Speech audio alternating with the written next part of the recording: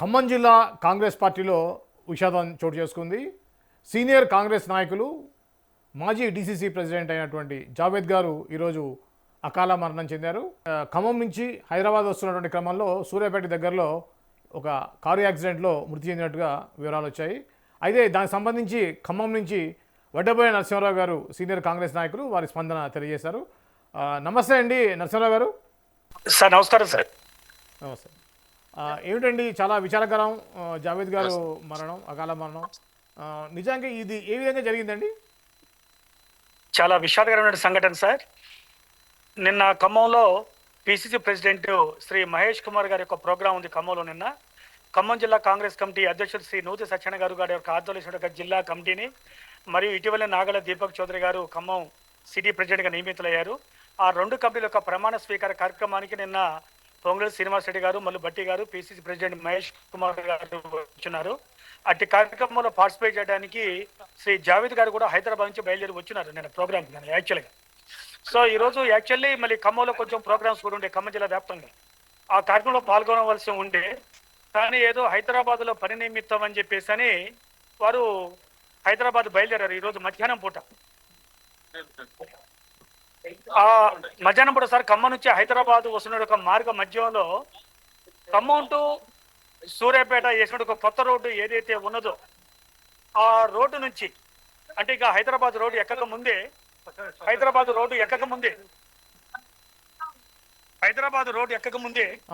చెప్పండి. అక్కడ పిల్లల మరి అని చెప్పేసి ఒక విలేజ్ ఉన్నది సార్.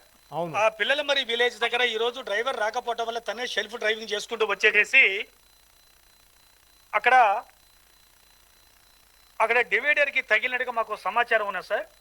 ఆ సమాచారంలో భాగంగా సార్ అది ఆ కారు వేసి తన సెల్ఫ్ డ్రైవింగ్ లో ఆ రెండు టైర్లు దాన్ని తగలటం, తను కారు వచ్చేసి పల్టీ కొట్టడం, దాంట్లోంచి దూరంగా పడిపోవటం వల్ల ఈ ప్రమాదం జరిగి స్పాట్ లోనే మరణించారని చెప్పేసి మాకు వార్త తెలిసింది సార్.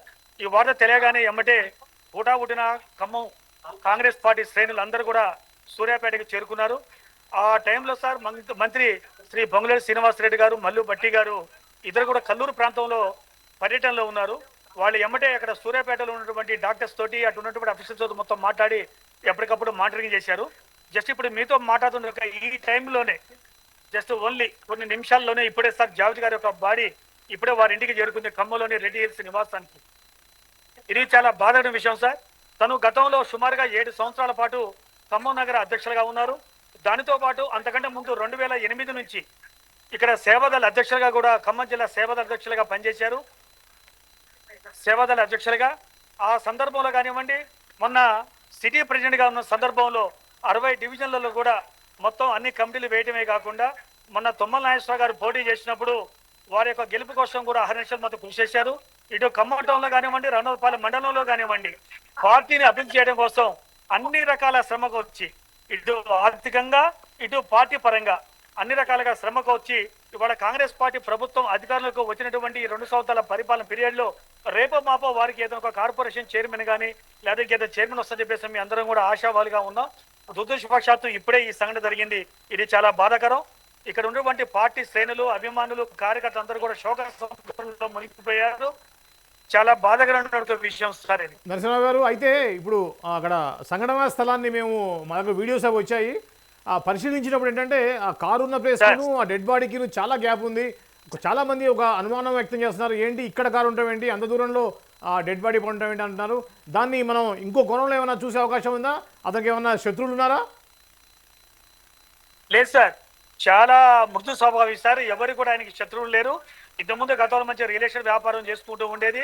ఈ మధ్య కాలంలో సార్ ఆ వ్యాపారం చేసుకుంటున్న రాజకీయాలు ఇటు మల్లు భట్టి గారికి మంచి శిష్యుడిగా ఉంటూ అన్ని రకాల మంచి కార్యక్రమాలు చేసుకుంటున్నారు.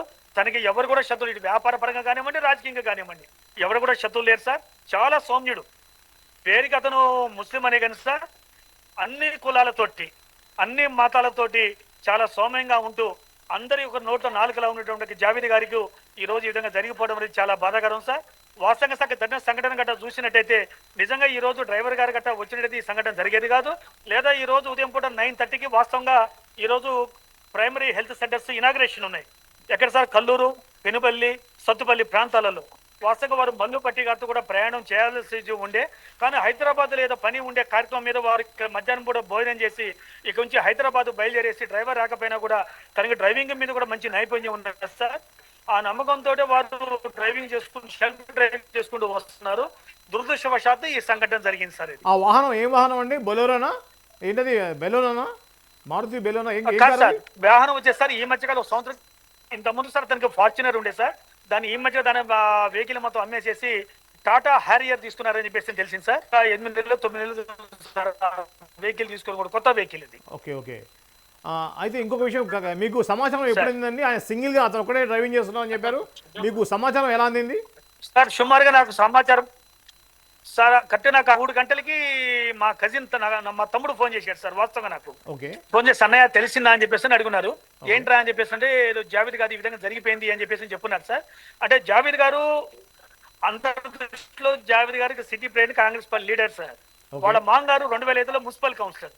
నేను 95 నుంచి నేను స్టిల్ 2021 వరకు మున్సిపల్ కౌన్సిలర్ గా కార్పొరేటర్ గా ఉన్నాను సార్. అటు వాళ్ళ మాంగారు నేను బాగా అత్యంత సన్నిహితులం, కుటుంబ మిత్రులు మేము.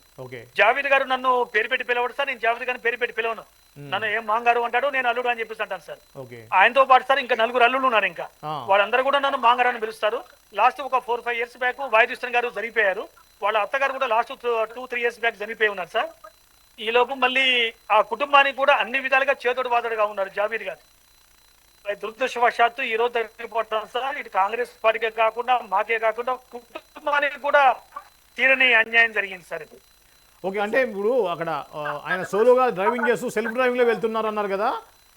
అతను ఈ ఇన్సిడెంట్ జరిగిందని చెప్పేసి ఎవరు గుర్తించారు? ఎవరు ముందుగా మనకి వాళ్ళ ఫ్యామిలీ మెంబర్స్ కి ఇంటిమేట్ చేశారు? పోలీస్ నుంచి వచ్చిందా? అంటే దాని మీద మాకు పూర్తి సమాచారం వాసన అయితే లేదు సార్.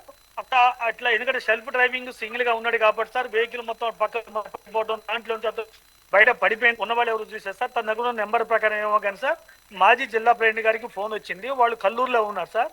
అక్కడ నుంచి ఖమ్మానికి ఫోన్ వచ్చేసింది. ఈ విధంగా మాకు తెలవగానే సార్ ఎమ్మటే నేను జావేద్ గారు చిన్నమ్మ గారి కొడుకు ఫోన్ చేశాను సార్. గౌస్కి అను ప్లస్ వాళ్ళ సడ్డగుడికి ముగ్గురం గారికి. ఏంటి బాబాయ్ ఇప్పుడే నాకు ఈ విషయం తెలిసింది అని చెప్పేసి తనకి బాబాయ్ తెలిసి తను ఏడ్చుకుంటూ నాతో మాట్లాడున్నాడు. ఎమ్మటే సార్ మన అంజనే అని చెప్పేసి నేను Nelakondapalli state youth Congress party general secretary sir. తనకి ఫోన్ చేసినాను. కరెక్ట్ అన్నా ఇప్పుడే తెలిసింది, ఇప్పుడే నేను వారికి చెప్పున్నాను సార్. తన చిన్ననాటి స్నేహితుడు ఉన్నాడు సార్, దోస్తపాటి శేఖర్ అని చెప్పేసి నేలకొండపల్లిలో ఉంటాడు.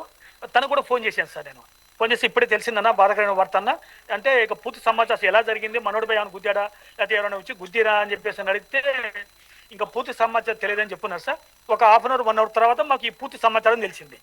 అంటే సూర్యాపేట తెలిసినటువంటి మిత్రులు గట్ట ఉంటే వాళ్ళకి ఫోన్ చేశాం సార్.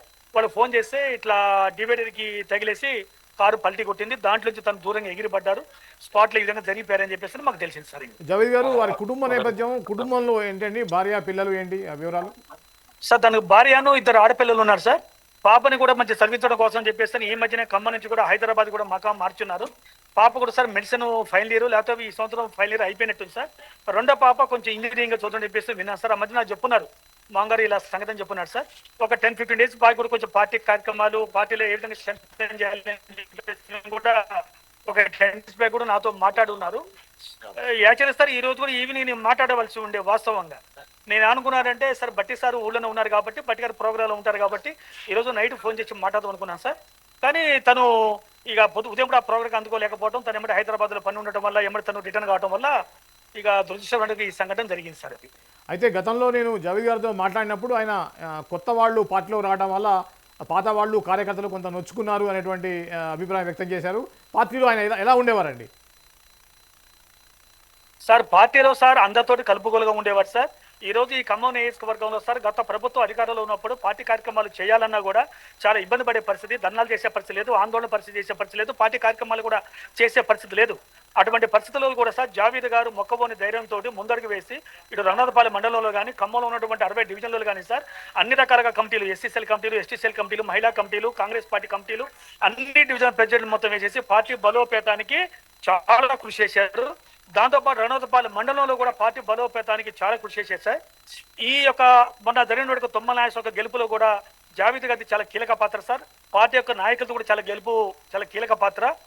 ఆ రోజు వేసినటువంటి 7 సంవత్సరాలు వేసిన ఒక బీజమే మన 2 ఖమ్మం నియోజకవర్గంలో కాంగ్రెస్ పార్టీకి గెలుపుకి ప్రధాన కారణం సార్. వాస్తవంగా అదే సందర్భంలో సార్ ఇప్పుడు మీరు అడిగిన ప్రకారం సార్ ఇది ఇప్పుడు మీరు చెప్పిన ప్రకారం సార్ రకరకాల వ్యక్తులు గతంలో టీఆర్ఎస్లో ఇబ్బంది పడ్డ వాళ్ళు ఇతర పార్టీల యొక్క కార్యకర్తలు కూడా కాంగ్రెస్ పార్టీ జరిగారు. ఇది ఒక ఖమ్మం నియోజకవర్గాలు కాదు, ఖమ్మం జిల్లాలో కాదు సార్, ఇది ఎంటైర్ స్టేట్ మొత్తం మీద కూడా కొన్ని చోట్ల చాలా ఇబ్బంది పడతారు. కొంచెం మీరు దగ్గరగా ఉన్నట్టు సార్ కొంతమంది ఆ ప్రకారంగా జావేద్ గారు మీతో షేర్ చేసుకుని ఉంటారు మీతోటి. అవునండి, అవునండి. యాక్చువల్లీ ఏదేమైనా చాలా విషాదకరం, ముఖ్యంగా ఖమ్మం జిల్లాకి కాంగ్రెస్ పార్టీకి తీరని లోటుగా చెప్పవచ్చు. చాలా విచారం అండి సార్. ఇది చాలా బాధాకరం సార్. ఇది కాంగ్రెస్ పార్టీకి తీరని లోటు, వ్యక్తిగతంగా కుటుంబ సభ్యులుగా మాకు తీరని లోటు, అదే ప్రకారంగా కార్యకర్తలకు తీరని లోటు. అదే సందర్భంలో సార్ జావేద్ గారు ఇక్కడ సిటీ ప్రెసిడెంట్ అయిపోయిన తర్వాత ఈడ కొంతమంది నాయకులు కూడా తయారు చేశారు. వారు కాంగ్రెస్ పార్టీలో నాయకులను తయారు చేయడం అంటే చిన్న విషయం కాదు సార్. అది యాక్చువల్గా తను వాలంటీర్గా ముందుకు మొత్తం వచ్చేసి ప్రతి డివిజన్లో సార్ గతంలో కాంగ్రెస్ పార్టీ కార్యకర్తలు కాంగ్రెస్ పార్టీ కమిటీలు మొత్తం జెండా మొత్తం చీల్చి నాటేశారు గత ప్రభుత్వం కూడా. కాంగ్రెస్ పార్టీ కార్యకర్తలను చెప్పుకోవడానికి కూడా భయపడే పరిస్థితి. అటువంటి పరిస్థితుల్లో సార్ 60 డివిజన్లలో కూడా కమిటీలు మొత్తం వేయటమే కాకుండా రఘునాథపాలెం మండలంలో కూడా గ్రామాన్ని కమిటీలు మొత్తం వేసేసి ఈ రోజు టైం మొత్తం కూడా దానికోసమే స్ప్రెడ్ చేశారు వాళ్ళు మొత్తం. ఆ ప్రకారం సార్ ఖమ్మం నియోజకవర్గం కాంగ్రెస్ పార్టీ యొక్క బలోపేతానికి కృషి చేస్తున్నారు. ఆనాడు కొన్ని ఈక్వేషన్స్ మీద తుమ్మల నాగేశ్వర గారికి టికెట్ ఇచ్చినారు, లేకపోతే మైనార్టీ కోటాలో వారు టికెట్ వస్తుందని చెప్పేసి అందరూ కూడా ఆశించారు. యాక్చువల్ ఎందుకు సార్ గతంలో ఇక్కడ సుల్తాన్ గారు కూడా గతంలో ఇక్కడ చేసినారు. 1994 జహరీల్ గారికి టికెట్ ఇచ్చినారు.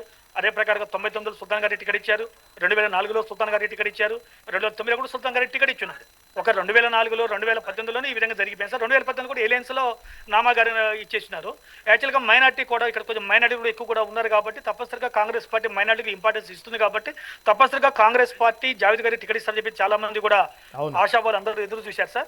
సరే కొన్ని ఈక్వేషన్స్ మొత్తం మీద తప్పని పరిస్థితుల్లో ఇక తుమ్మల నాగేశ్వర గారి టికెట్ ఇవ్వాల్సి వచ్చేసింది.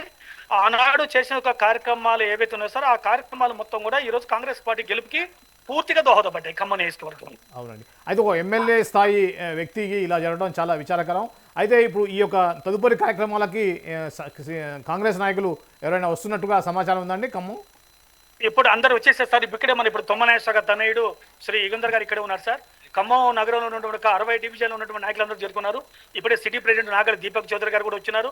అదే ప్రకారంగా సార్ మన సాధు రమేష్ రెడ్డి గారు, కమర్త మురళి గారు, కార్పొరేటర్లు అందరూ ప్రెసిడెంట్ కార్పొరేటర్ కూడా అందరూ చేరుకున్నారు సార్. అన్ని డివిజన్లో ఉన్నటువంటి మహిళా కాంగ్రెస్ పార్టీ శ్రేణులు, ఎస్సీ కాంగ్రెస్ పార్టీ శ్రేణులు, ఎస్టీ కాంగ్రెస్ పార్టీ శ్రేణులు, అదే ప్రకారంగా సేవాదారులు, అదే ప్రకారం మైనార్టీ సెల్ నాయకులు మొత్తం చేరుకున్నారు సార్. దాంతోపాటు ముస్లింలలో కూడా సార్ తనకు ఒక మంచి ప్రాబల్యం ఉన్నది సార్. వాళ్ళ మామయ్య గారు వాయుదూషణ గారు కూడా ముస్లింలో మంచి పేరు ప్రఖ్యాత ఒక వ్యక్తి సార్ వారు.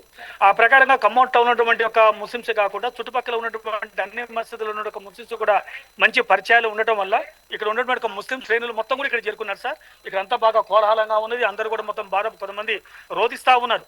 యాక్చువల్గా సార్ ఇక్కడ యాక్చువల్గా సార్ కొంచెం ముస్లిం సాంప్రదాయాలు వస్తే చాలా మంది కూడా బయటికి ఏడవరు వాస్తవంగా చెప్పాలంటే.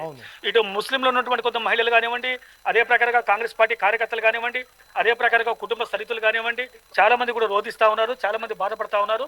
ఏదేమైనప్పటికీ సార్ ఈ కాంగ్రెస్ పార్టీకి తీరని లోటు. భవిష్యత్తులో జావేద్ గారు లాంటి నాయకుడిని తయారు చేసుకోవడం కాంగ్రెస్ పార్టీకి చాలా కష్టం కూడా సార్, ముఖ్యంగా మైనారిటీలలో. ఇది కొంచెం తీరని కష్టం సార్, కాంగ్రెస్ పార్టీకి తీరని నష్టం కూడా ఇది. ఇక వ్యక్తిగతంగా కుటుంబ పరంగా సార్ వ్యక్తిగతంగా నాకు ఇటు కాంగ్రెస్ పార్టీ శ్రేణులంతా కూడా చాలా తీరని బాధ, తీరని వ్యధ సార్ ఇది. కరెక్ట్ అండి. విచారకరం అండి సార్. ధన్యవాదాలు. దాంతోపాటు సార్ రేపు మాపో త్వరలో పిసిసి ప్రెసిడెంట్ గారు, ఇటు బట్టి గారు, సినిమారెడ్డి గారు, మీనాక్షి నటరాజన్ గారు, రేణుకా చౌదరి గారు అందరు కలిసి కూడా త్వరలోనే నామినేట్ పోస్ట్ ఫిలప్ చేస్తామని చెప్పేసి కూడా సంకేతం అందుతూ ఉన్నది. ఈ నామినేట్ పోస్టులలో ఏదో స్టేట్ కార్పొరేషన్ కానీ లేదా ఏదో వస్తుందని చెప్పేసి మీ అందరం కూడా ఒక ఆశావహాలుగా ఉన్నాం సార్. ఈలోగానే ఈ సంఘటన జరిగింది సార్. ఇది చాలా బాధాకరమైన విషయం. కరెక్ట్గా తను పార్టీకి పడ్డ కష్టంలోంచి ఈ రోజు ఎదగవలసిన టైంలో, అనుభవించాల్సిన టైంలో, పవన్ ని ఎంజాయ్ చేసిన టైంలో ఈ విధంగా జరగడం అనేది చాలా బాధాకరం సార్. చాలా విచారకరం.